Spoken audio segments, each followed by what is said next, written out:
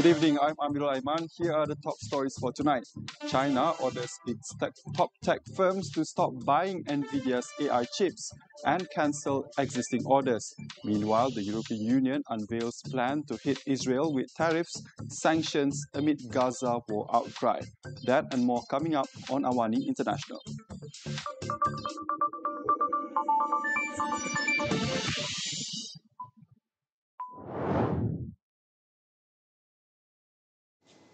China has ordered its leading technology companies to stop buying Nvidia's artificial intelligence chips and to cancel existing orders.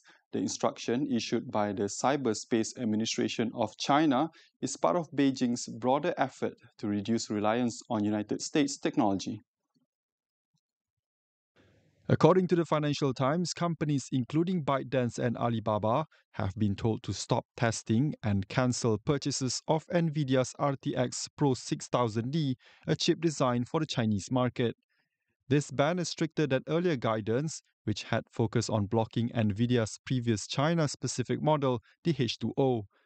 So far, Nvidia, ByteDance and Alibaba have not commented. Shares in Nvidia slipped 1% in pre-market trading following the report. The United States has already imposed strict limits on China's access to advanced semiconductors, a policy carried forward under successive administrations. In turn, Beijing has pressed domestic firms to reduce dependence on American suppliers. The latest move comes just days after China accused Nvidia of violating its anti-monopoly law. Like I'm building a building here. You know where I'm built? You know what? You see that area? The European Union is prepared to downgrade trade relations with Israel and sanction senior officials over alleged human rights abuses in Gaza. EU Foreign Policy Chief Kaja Kallas announces the plans on Wednesday, marking a major shift in the bloc's stance towards Israel. The plan includes tariffs on nearly 6 billion euros worth of Israeli imports and sanctions on two key ministers in Prime Minister Benjamin Netanyahu's government, National Security Minister Itamar Ben-Gvir and Finance Minister Bezalel Smotrich. Kallas also proposed sanctions on violent Israeli settlers and 10 senior Hamas members.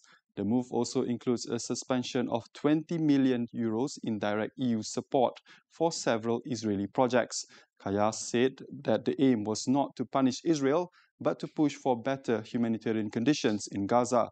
Though the measure does not currently have sufficient support among the EU's member countries to pass, if approved, it would be among the bloc's strongest actions yet amid the ongoing conflict.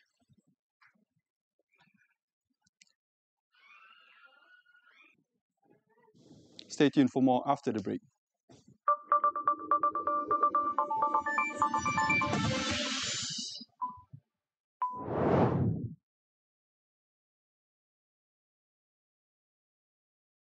Buli di sekolah. Isu ini bukan perkara baru. Buli tertakluk kepada perbuatan agresif secara fizikal. Apa sebenarnya Jurabu punca utama yang menyumbang kepada masalah ini serta kesannya kepada kesihatan kita? Mereka akan mengalami iritasi kepada mata. Selain itu, iritasi kepada saluran pernafasan.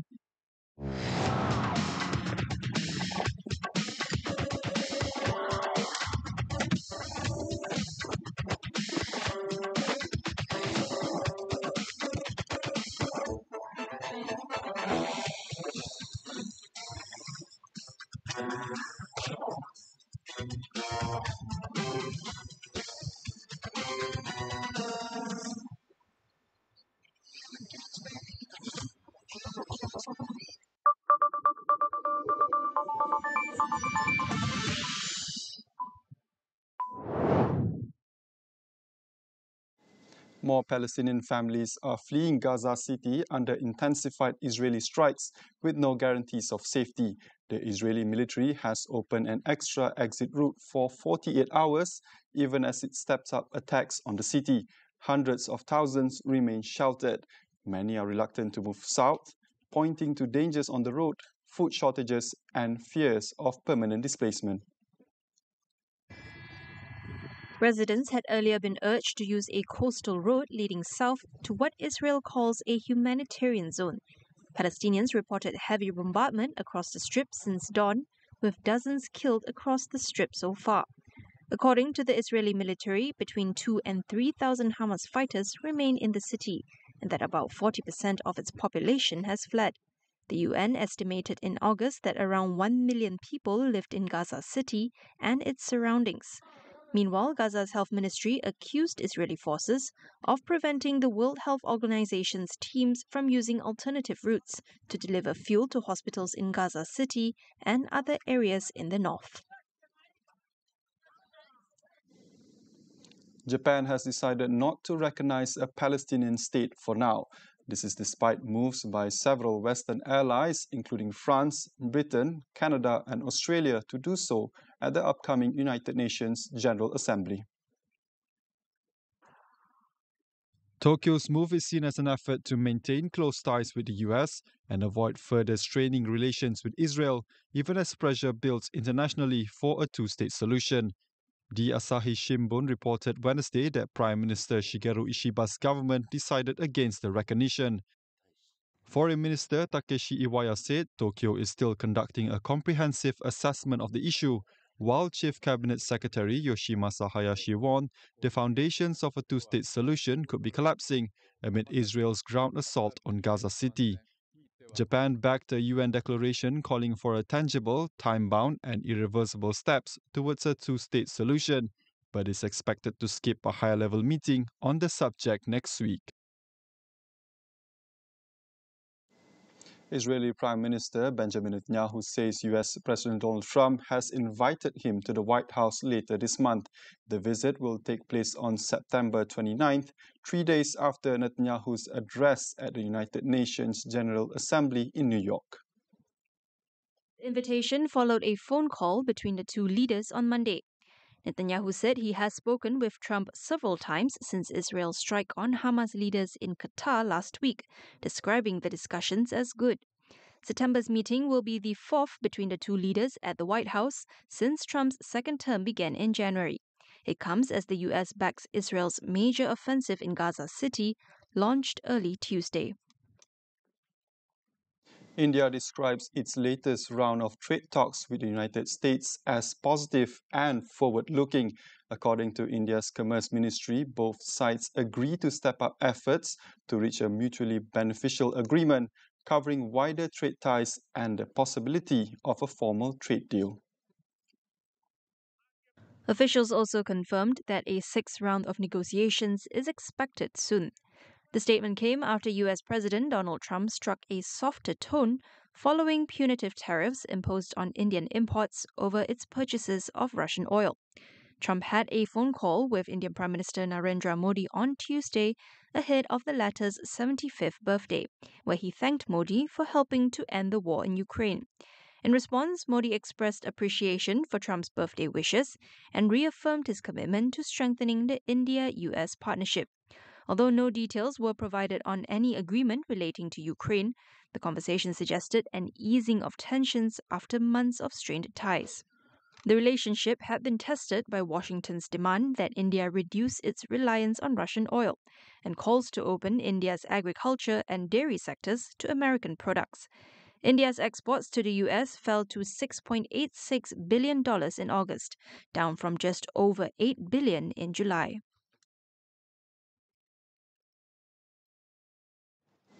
Britain and the United States have signed a new $42 billion technology pact during President Donald Trump's second visit to the UK. The agreement, known as the Tech Prosperity Deal, covers artificial intelligence, quantum computing, and civil nuclear projects. It includes major investments from leading American companies led by Microsoft. The pact was formally announced as Trump began his visit, which will feature a state ceremony at Windsor Castle, hosted by King Charles and the royal family. British officials said the deal will drive joint work on AI healthcare models, accelerate quantum research, and simplify nuclear energy projects. They argue the partnership will support scientific progress, boost economic growth, and strengthen energy security across both nations. UK Prime Minister Keir Starmer called the agreement a chance to shape the future for millions in both the UK and the US. He said it could deliver growth and security at a crucial time. Meanwhile, the investment commitments are significant, with Nvidia, Microsoft, Google, CoreWeave, and other major firms announcing multi-billion-dollar investments to expand AI, cloud, and data center infrastructure across the UK.